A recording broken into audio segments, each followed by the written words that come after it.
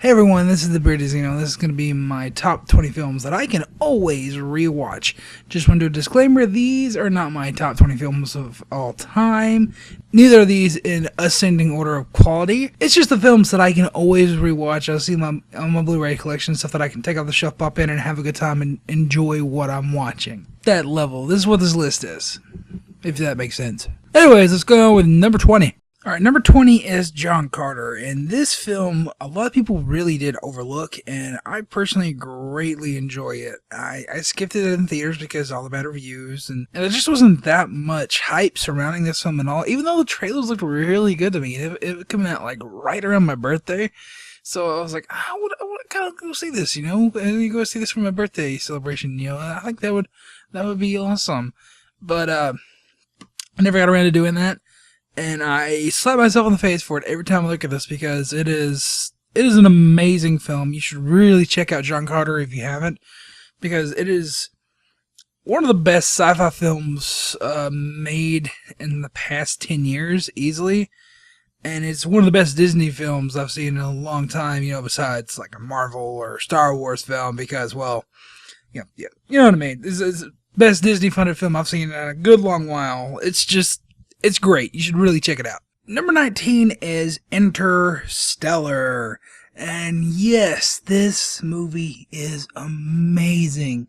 I watched this twice in one day when I got the Blu-ray, like nearly back to back. I just had to take a food break. I love this film. I really do love this film. And it's another one that I didn't catch in theaters because all the critical reception on it. It was just like mixed, man. It's alright. It's not Christopher Nolan's best. And while it's definitely not his best, I think his best appears later on this list. Spoiler alert. I really do enjoy Interstellar, and it's just a beautiful, beautiful film.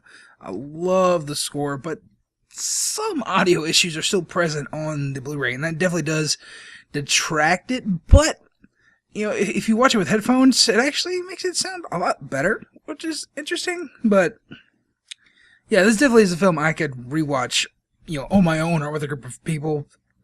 I really do enjoy this film, and I highly recommend you check it out if you haven't already. Number 18 is Transformers: Age of Extinction. Whoa, whoa, whoa, whoa, whoa, whoa, whoa, whoa, whoa, whoa, whoa, whoa, whoa, whoa, whoa, whoa, whoa. Hold your horses, hold your comments and dislikes. This is a purely personal pick. I am a huge Transformers fan, and even though like 99% of the rest of the world hates this fucking movie, I adore it because of the Transformers stuff that's in it. This is the truest Transformers film that we've had to date. And I've had to defend this film quite a few times on this channel before, and by no means this is an amazing movie. No, it's not. It's a dumb Hollywood blockbuster action movie, and that's the way you should treat it, and that's the way I'll treat it. I just turn my brain off, enjoy the explosions and robot fights, and that's really all I want.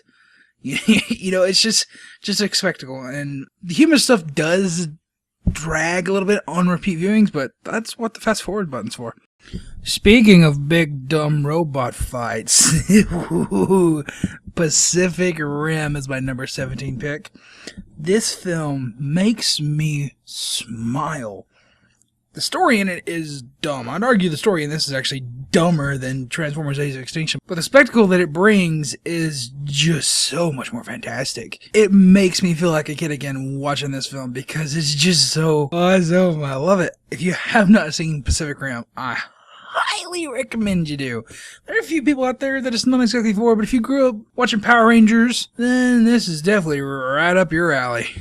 Coming in at the number 16 spot is Terminator 2 Judgment Day. And some people will probably be surprised not to see this higher up on the list, but I just can't really watch this as much as I can the other films, you know? It's a really, really great movie. Really, really great movie. And I love it to death. But I just simply can watch these other films more. I mean, it made it into the top 20 out of my entire Blu-ray collection, so that should tell you something. Any film on this list, I personally would recommend you watch. You know, I mean, even the ones that aren't exactly golden in the public point of view, like a couple of these picks in here, like Transformers: Age of Extinction, which, yeah. Still, this is definitely a classic film, and you should absolutely watch it. And like I said, I know a lot of people are going to be pissed that this isn't higher up on the list, but this is my personal pick, and it's all based on the stuff that I like. I don't have to talk too much about this film because it's fucking Terminator 2.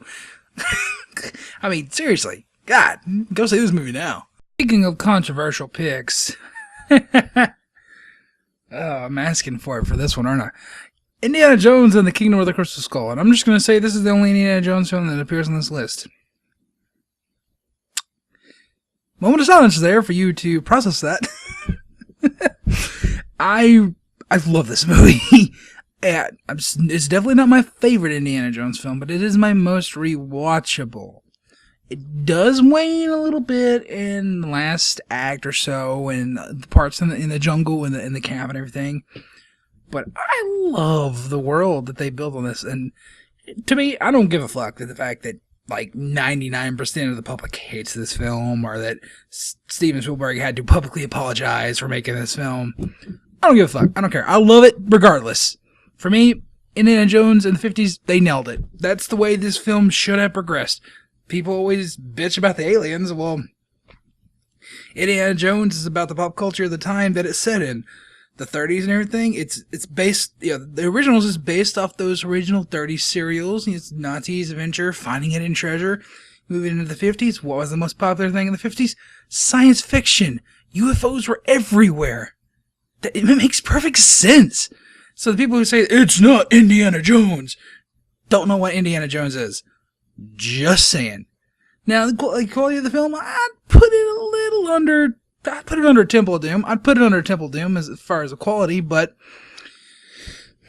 by no means do I think it is a horrible film. I think it is a really good film. I do. And personally, I highly recommend you with Virgin Eyes. If you've seen it before, if you haven't seen it before, I'd say give it a really good shot. Don't listen to all the haters, because this, personally, I love it. I'm a huge Indiana Jones fan. I have the fedora and all that shit. I mean, yeah, I love it.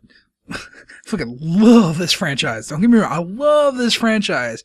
But for me, this was just such a treat seeing Indiana Jones in the 50s. So yeah, this has been the longest segment by far, but I felt I had to explain why this was here. Otherwise, there's just going to be a bonfire. My number 14 pick is one that could be controversial. I don't know, but I love it. I know a lot of other people love it, and that's the 2009 Star Trek film by J.J. Abrams. This film proved to me that J.J. Abrams could direct a Star Wars movie. As we're an emphasis on wars.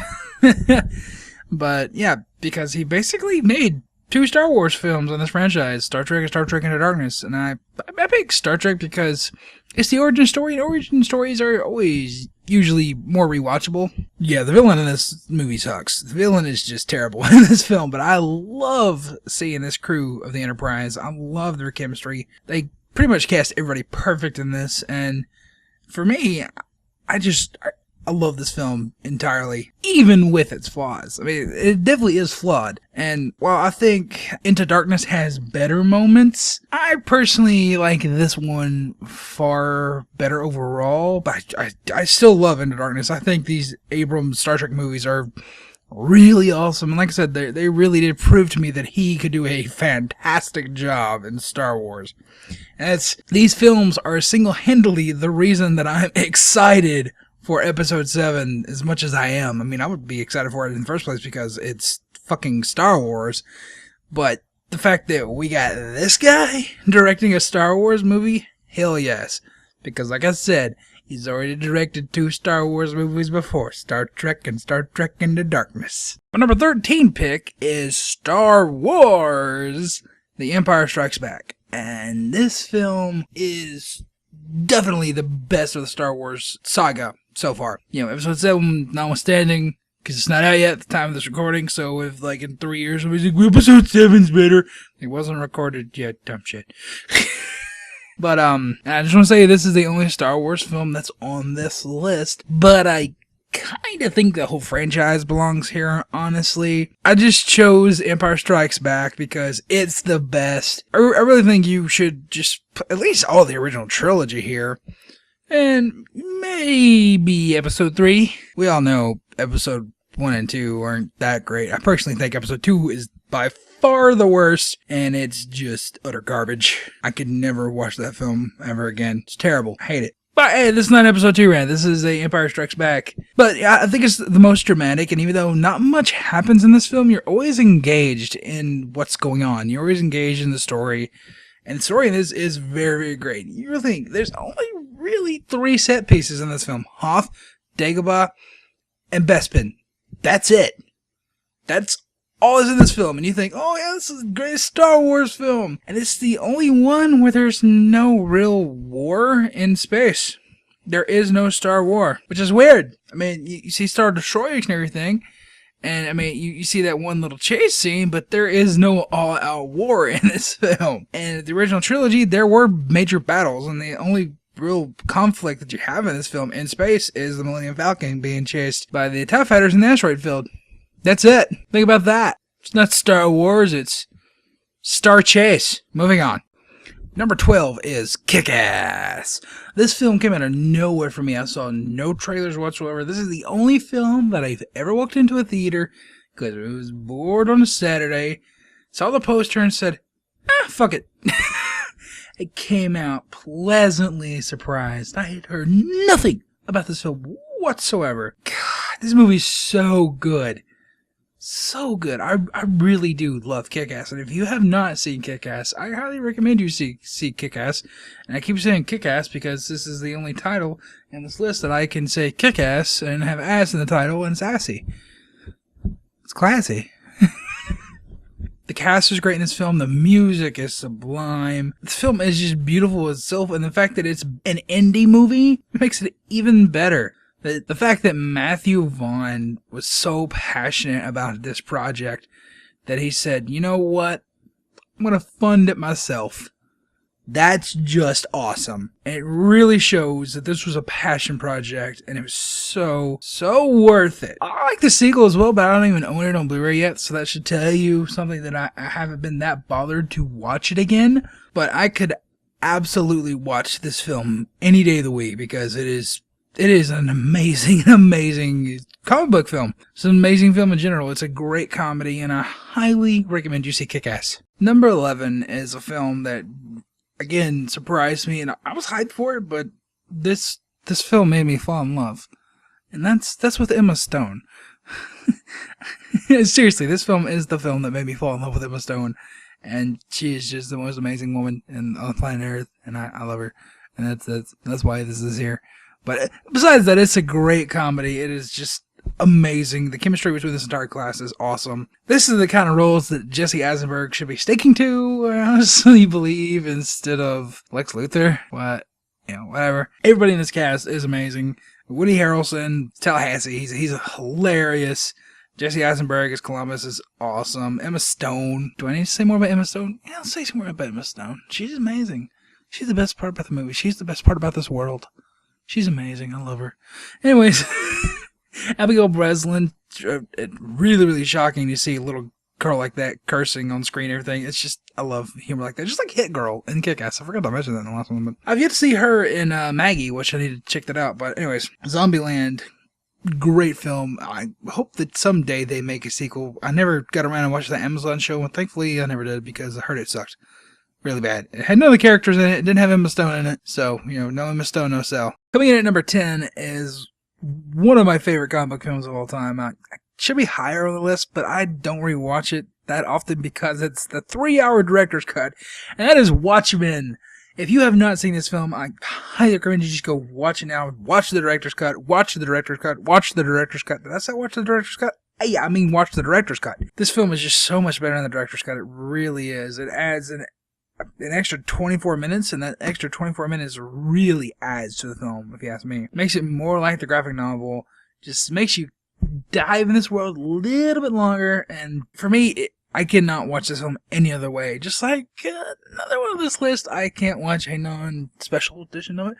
Anyways, I really do love this film. I love all of the characters. I love this world. I kind of want sequels for it. I know that's never going to happen. I also kind of don't want it to happen because this film for me is damn near perfect. I love Jackie Earle Haley as Rorschach. I love Patrick Wilson as Night Owl. Everybody in this is just amazingly cast, and I love them as all these characters.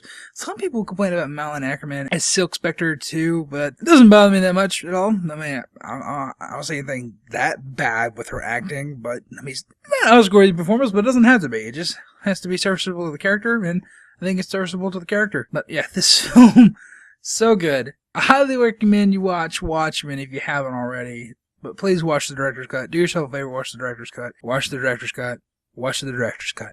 Coming in at number 9 is a film that really speaks for itself, and that is The Dark Knight. Why isn't this higher on my list, you should say? Because, The Dark Knight is a classic. Everybody fanboys over it, including myself. Well, it's because of the last 20 minutes. I've done a whole video on that. If you want to find it, it's on the channel. I might do an annotation on the screen if I remember. If it's not there, I didn't. But the last 20 minutes of this film just really I stopped watching before the last 20 minutes. I'm like, after the hospital explosion, I'm like, I'm good. We're good. The film was really good up until that point. We're just gonna stop there. Okay. But yeah, this film is just so amazing. Every part of it up until the last 20 minutes is expertly crafted, so beautiful, and I love it.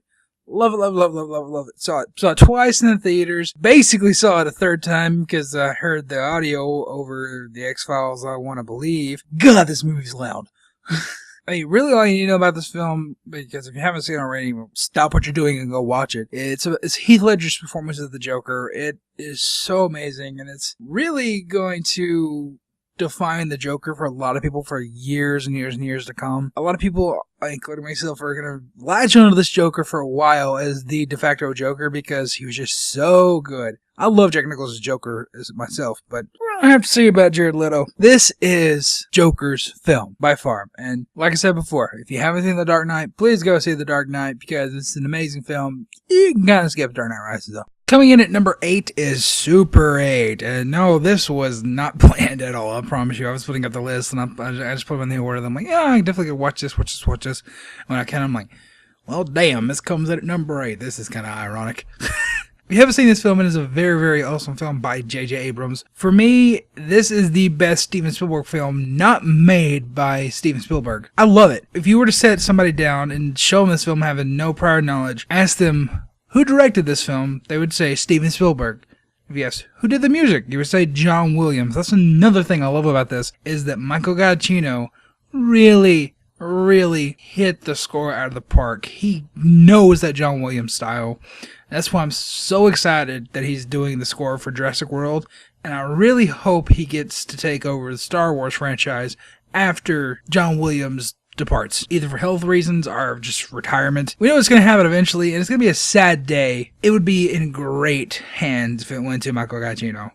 I'll say that right now. Abrams and him always work together, so it's a natural fit, especially if Abrams comes back to direct another Star Wars film. This film overall is just a love letter to kids who grew up wanting a video camera, wanting to make homemade films, stuff like that, and that really appeals to me. That's the one thing I always wanted for Christmas was a video camera to make my home movies. We could never afford one back, but this film really is something that speaks to me, having that young childlike wonder and filmmaking and stuff like that.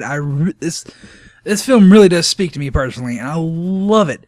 I love it. And the fact that it's got that Spielberg feel, who he's my favorite director of all time. I love Spielberg. The fact that it's his style is a love letter to him. It's a love letter to kids who grew up wanting to make films. This film was just made for me. I love it, and a lot of people really diss on this film, but for me personally, I will always just be able to pop this in my Blu-ray player and just sit back and enjoy it, because to me it's just absolutely beautiful. Coming in at number 7 is Inception, and when I said that there was a better Christopher Nolan film at the top of this list, I meant it.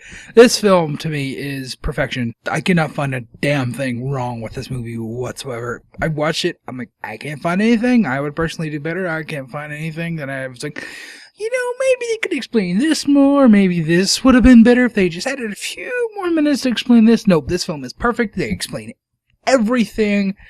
If you haven't seen Inception, I just really just say go watch it, because it's a mind fuck, and it's also an amazing journey. I mean, this film was my introduction to Tom Hardy, and I didn't even know who the hell this guy was. So whenever they cast him as Bane in The Dark Knight Rises, I was like, And they got the guy from Inception doing that? Okay.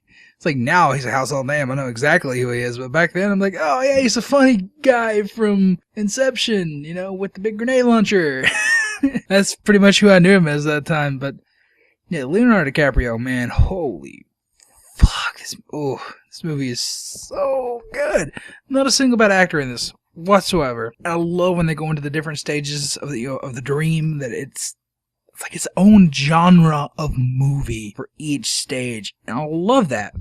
I really do love that. Of course, all the slow plot with his wife is just tear-jerking out. I love this film. I do.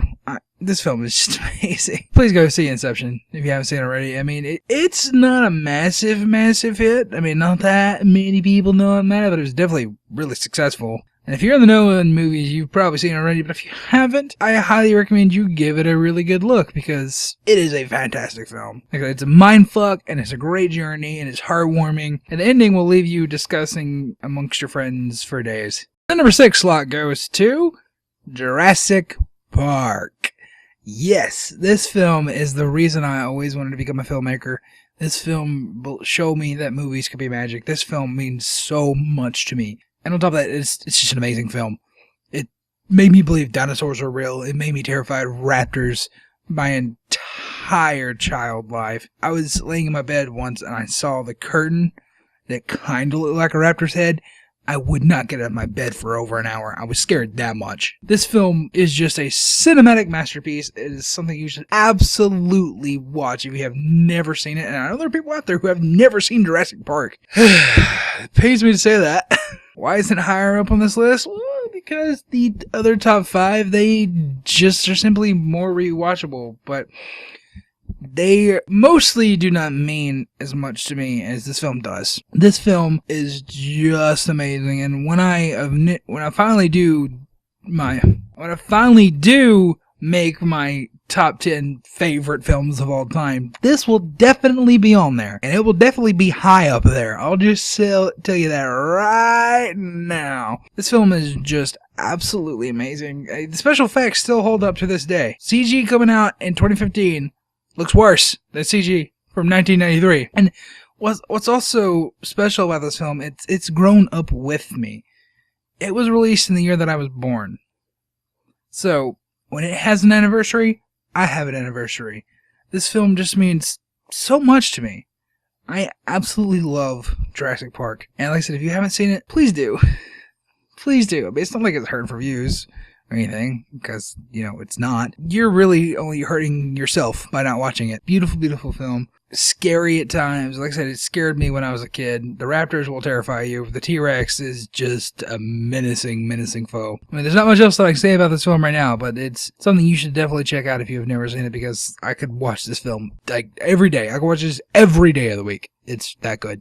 Before we hit the top 5, I just want to say that I limited this list to films that I own, personally, that I own. There are certainly films that I love way more than some of these, that are especially in the top 5, that I could rewatch more than some of these in the top 5, but I don't own those films yet. Like I said, this list is just limited to the films that I currently own. So, you know, it's like, that's why Mad Max Fury Road is not up here, because it would be. Number 5 is Dread.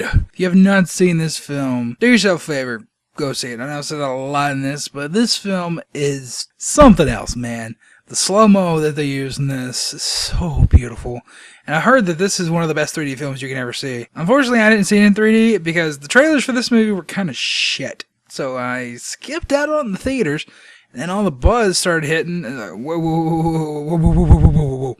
I gotta see this movie once it comes out on Blu-ray. I watched it on Netflix, is what I did. I watched it on Netflix, and it was really, really awesome. And and it finally took it off. Now it's back, though. But they waited until after I bought it. But hey, that's okay, because I bought it on Black Friday, and well, this movie deserves all this money that it could make back anyway, so I don't know what the hell I'm complaining about. Anyways, like I said, the slow-mo in this film, fantastic. You really got to see this film just for the slow-mo alone, but Carl Urban as Dredd, woo! The fact that he didn't let his ego get in the way, and that he wore the helmet the entire time, didn't take it off once, didn't ask to take it off once, it's like, I gotta show my face for my name brand, you know? No, you don't have to, at all. And he really just went for it and embraced this role, and he is beautiful as Dredd. It's a hell of a lot better than that Stallone Judge Dredd movie, that's for sure.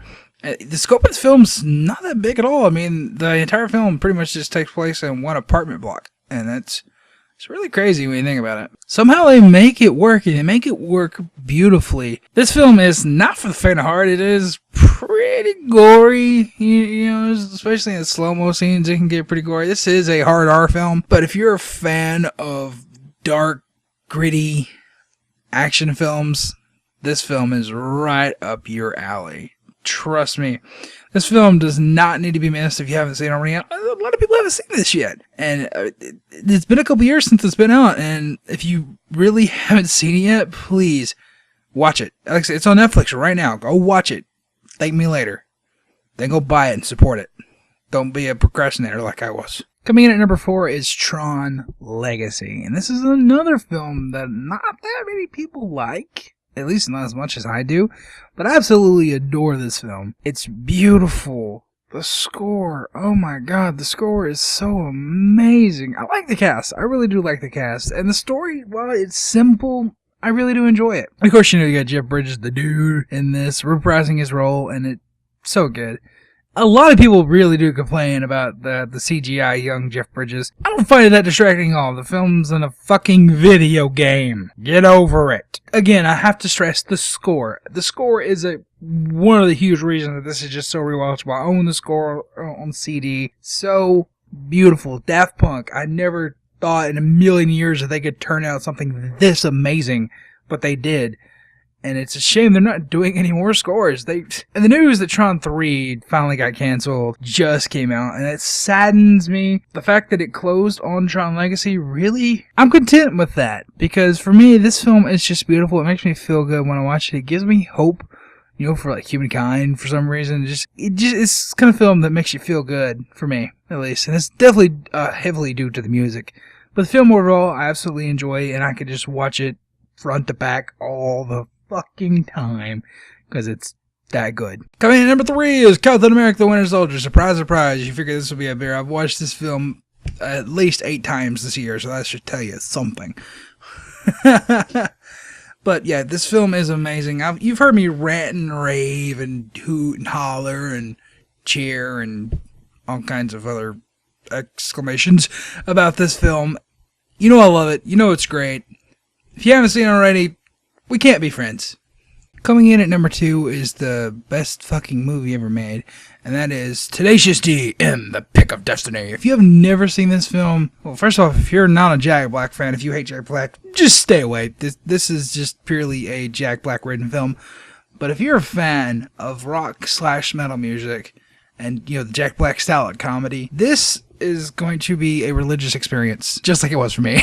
I think seriously, this film, like, I could sit down and watch this film and quote it and sing along. I love this film so much. I have all of Tenacious D's albums. I'm a Tenacious D superfan. I fucking love Tenacious D. I mean, the D.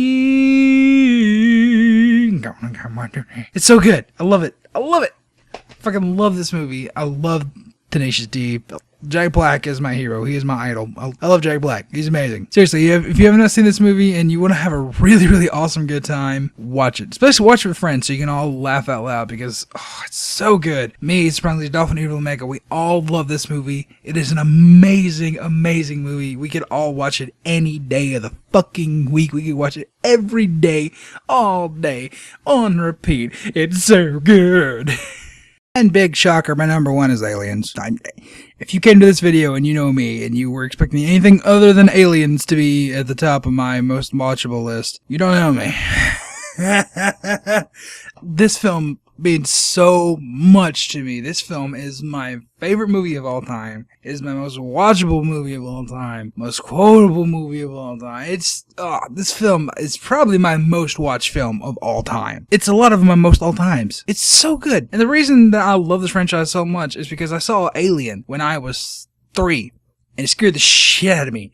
I didn't dare watch it again until I was 13. But the first film in this entire franchise that I sat down and actually watched and gave a chance was Aliens. I fell in love with it right then and there. Not only because it's more action-oriented, do I love it more than Alien? It's because it's a James Cameron film, because it was the first one that I really saw it, I had this real connection with. It helped me master my fear of this franchise, and it really, really will stick with me for the rest of my life. I'll probably watch it another 30 times this year, and it's going to be awesome, and it'll be just as good as the first time I watched it, because Aliens is a classic. Aliens is one of the best films ever made. I mean, it's not as good as Tenacious D, come on, because it's fucking Tenacious D. But it's fucking Aliens. Come on now. It's fucking Aliens. If you haven't seen Aliens, like, we can't be friends. And I know Spresley Dolphin hasn't seen it. He's going to see it this summer. If he doesn't see it this summer, he weasels out of it. We can't be friends. We're going to stop talking. Because you got to see Aliens, bro. You got to see it. We're done here. We're done here. This is how we're going to close it, because I'm just going to rant and rave, and this is going to be like an extra 40 minutes after this 40-minute long video.